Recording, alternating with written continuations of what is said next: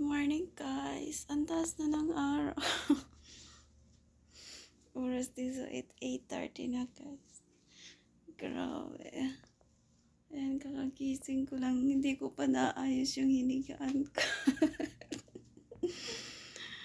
Ay, sarap matulog. Parang gusto mo matulog. Ayan guys, yung pinagtrabahuhan ko dito, hindi ko pa naayos kagabi yung pinaglinisan ko. Anyway, ayan guys, prepare na tayo kasi maliligo na ako. Ayan, maliligo na ako kay late na ako. Sa bagay, wala naman pasok dito guys kasi wala naman pasok yung mga mga alaga ko. So, okay lang na kahit late na ako bumaba.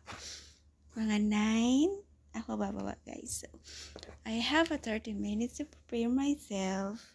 So, now, I need to go in the shower. Bye-bye, guys. Good morning. Have a blessed Friday, everyone.